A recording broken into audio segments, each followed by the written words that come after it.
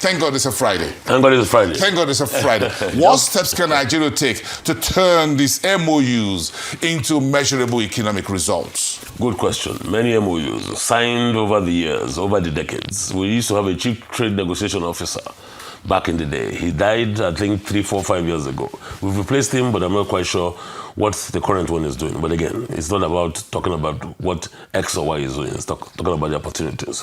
What Nigeria must leverage. 1, financial infrastructure. We have it. Let's use it. 2, we must make sure that our digital trade hubs work for us. How well are they working for us now? Not too much. Our legal and arbitration frameworks need to be properly harnessed and used. We're not doing that. Export financing and insurance mechanisms. They exist, but how well do we use them? We're a hub for many things. But how do we take advantage? We signed SEPA, which happened about 2 weeks ago, if I'm not mistaken. Yes, in UAE. So, which is, and coincidentally, I was with the Minister of Trade in Davos, and we had conversations on trade, and to a large extent on that was at the Nigeria House. Yeah, the Nigeria House, yes. Because for us at Davos, that was a very great moment for us, in the sense that we had a house for once. Before, I think we used to have a home, but now we have a house. That's in a lighter note. On a more serious note, I think we went to Davos, we stood up to be counted, but we need to make sure that all the MOUs we have signed or have entered into translate into tangible results. I recall that I went with the president's team, or on the delegation of the president, for the very first official visit, which coincided with the G20 summit in India. And I think, I can't quite remember, I think January 3 years ago or thereabouts. A lot of MOUs were signed, but what doesn't get measured doesn't get done. We need to sit down, put our feet to fire, and talk about what we need to do. So back to your question, what we need to do, we need to make sure that we don't major in minor. We've been majoring in minor for quite a while. We sign a lot of deals, we don't follow through. We have bilateral agreements. After bilateral agreements are signed, the people who are supposed to, technocrats who are supposed to execute. Again, private sector, very, very important. There's no nexus. Do you think there's a disconnect first? At the official bureaucracy level, then you talk about the private sector. You've been in NACIMA, yes. And I'm sure as in other roles, engaging with government officials in terms of external communications and all of that, you can tell us a little bit more about what do you see on ground in terms of how we move from paperwork to performance. Because performance is what we want to see. We don't want to sign agreements and at the end of the day, the trade surplus and everything go to these foreign countries, India, Turkey, China, whatever. Luckily for us, we have been having discussions with what you call the Global South. The only Global North we've been having discussions with is America. Of course, America is America. America is doing things. We have big deals with the EU as well. Yes. We're having deals with the EU as a bloc, but we should be having deals with the EU countries, not as a bloc. We're not doing bloc relationships now. We should be having what you call direct bilaterals. Like with France? Exactly. So like with France, like with the UK. And for me, that's very, very important. Again, India, to a large extent, Global South, number one. Brazil, we've gone there, we're talking about agriculture. There are many things we're talking about, we're doing. But as we speak right now, a lot of what we have signed are skewed towards, the counterpart. So what are we doing with respect to making sure that we make sure we execute? Execution is you have a plan. Short term, medium term, long term. Parastatals that are supposed to be in there must go with the president at every point in time. NACIMA, LCCI, Nigerian Indonesian Chamber of Commerce, Nigerian India Chamber of Commerce. Those kind of things are the things that people that go with you. We don't see much of that. We don't see much of that. What happens is that government goes with trade, X, parastatal, Y parastatal, and that's it. You spoke to something, a disconnect. Yes, that disconnect, there's a misalignment. We need to have an alignment. That alignment must be proper.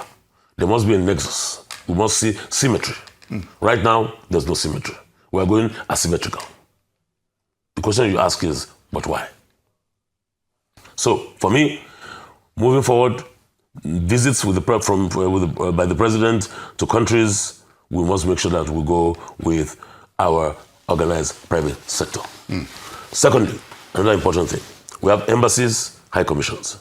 They have trade offices, or they have representatives of trade. Those guys should be engaging.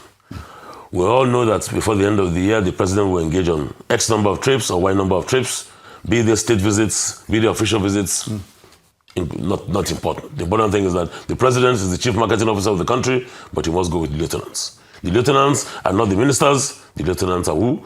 The organized private sector. They are the ones that will concretize the deals. I remember being in India. My company, for example, which is Olam Agri, is already pledged $45 million for soya crush.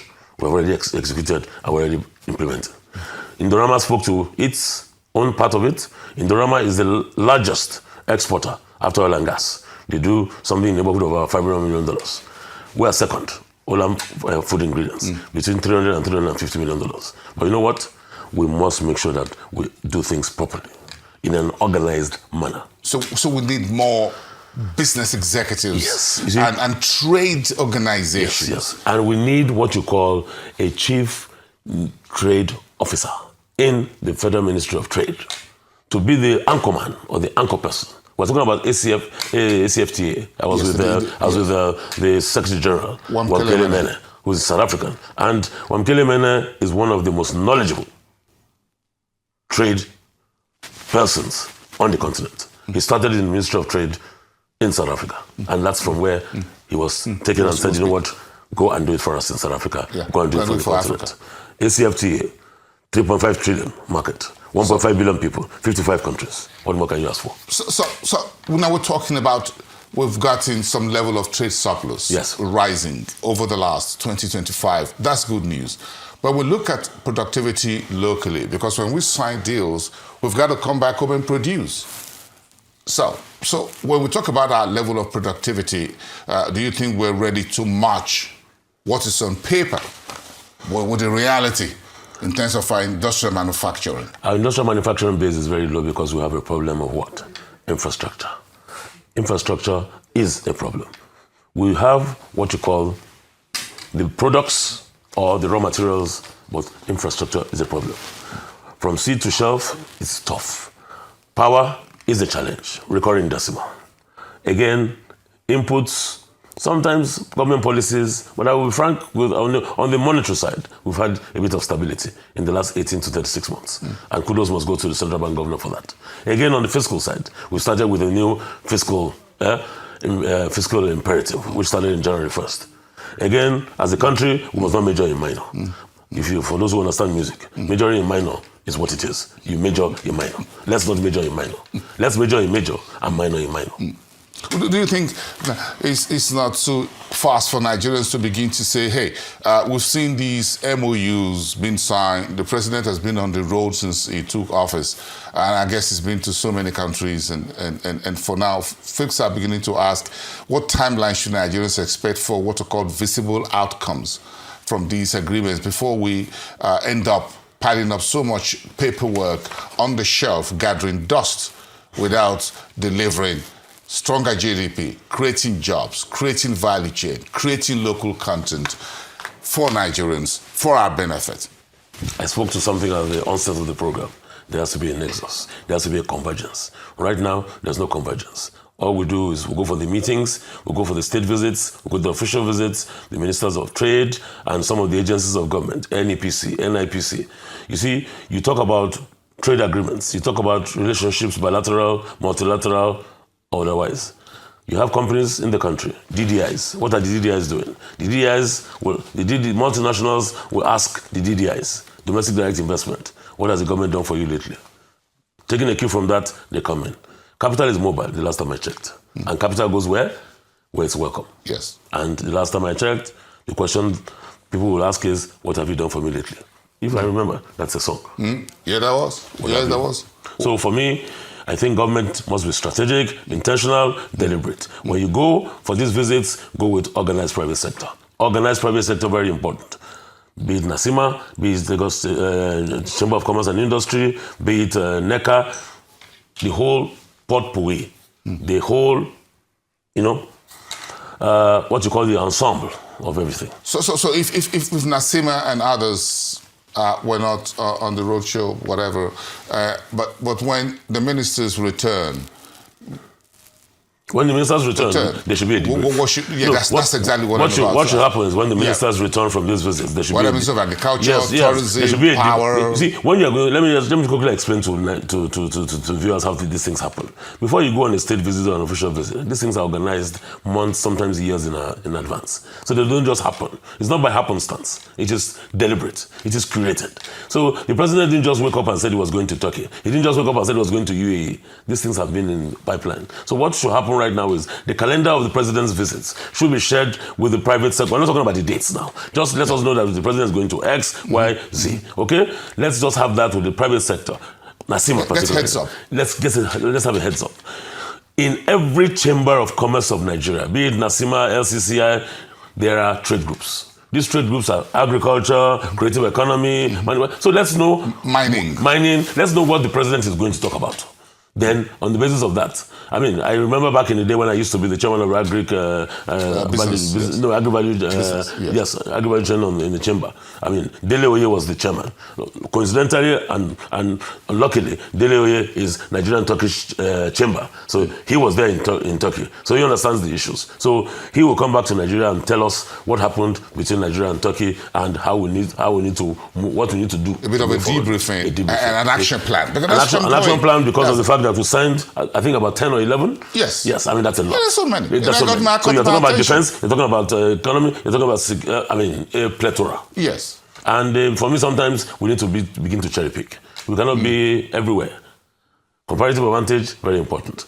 Trade already skewed against you. What do you do to achieve what you call an equilibrium?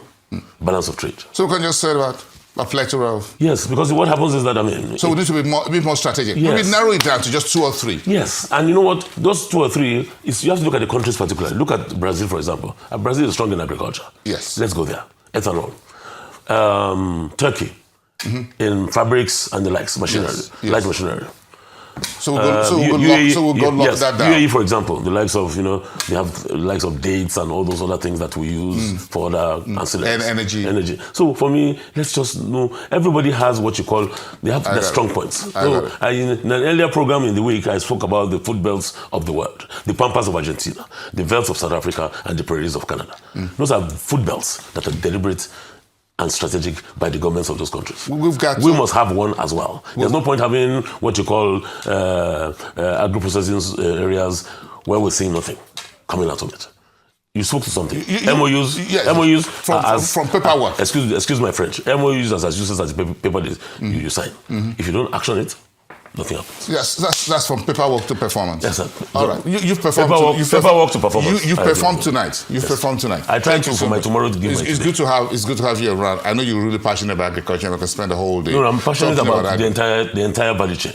I love that. And it's important that we'll probably come and speak to the economy. We need to. Thank you so much for being here tonight. And do have a great weekend. It's a Friday evening. And this is the last Friday for the month. Yes. So we have 11 months. You boys go out. Yeah, time was very fast. Because 11 months we have technically 10 months. Because in December, nothing happens.